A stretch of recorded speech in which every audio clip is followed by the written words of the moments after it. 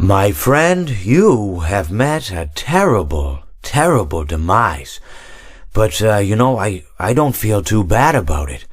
After all, if it weren't from me, it would have just been from someone else, I guess what I'm trying to say is life goes on. Well, for everyone else, life goes on, not for you. You're dead. But that's neither here nor there. It reminds me of one summer day in the park. I was having just a delightful picnic with my good friend O-Orville. And I said to him, "O-Orville, I have a story." And he said to me, "What's the significance of the story?" And I said to him, "O-Orville, not every story has to have significance, Sometimes, sometimes a story is just a story. If you try to read into every little thing and find meaning in everything anyone says, you'll just drive yourself crazy. I had a friend do it once. Wasn't pretty. We talked about it for years. And not only that, but you'll likely end up believing something you shouldn't believe and thinking something you shouldn't think, or assuming something you shouldn't assume, Sometimes, I said, a story is just a story. So just be quiet for 1 second of your life and eat your sandwich, okay? Of course, it was only then I realized I'd made sandwiches, and poor O-Orville was having such difficulty eating it.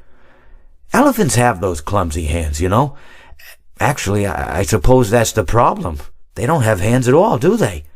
They're all feet. I couldn't imagine someone asking me to eat a sandwich with my feet. Now, if I recall correctly, there was a bakery nearby. I said to him, "O-Orville, let me go get you some rye bread." Now, I'm unsure if elephants enjoy rye bread, but I assure you that O-Orville does. Now, this was on a Tuesday, which was good because rye bread was always fresh on Tuesday. They made sourdough bread on Monday and threw it out Wednesday, or rather, they sold it at a discount for people wanting to feed the ducks, and then probably at the end of the day, finally, they threw it all out. I don't recall. I do remember a man who would bring his son to the bakery every Wednesday and then go feed the ducks. He would buy all of the sourdough bread. Of course, you're not supposed to feed the ducks sourdough bread at all. It swells up in their stomach and then they all die. At least that's what I've heard. I never saw any ducks die myself, but I did notice a substantial decrease in the duck population over the course of a few years. I just never thought to stop the man and tell him that he was killing the ducks by feeding them sourdough bread.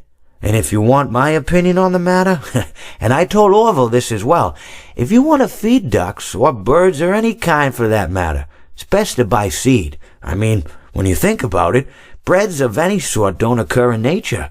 They don't grow on trees or spring up from the bushes. I don't think birds know what to do with bread. What was I saying? Oh, yes. So I bought O-Orville some rye bread.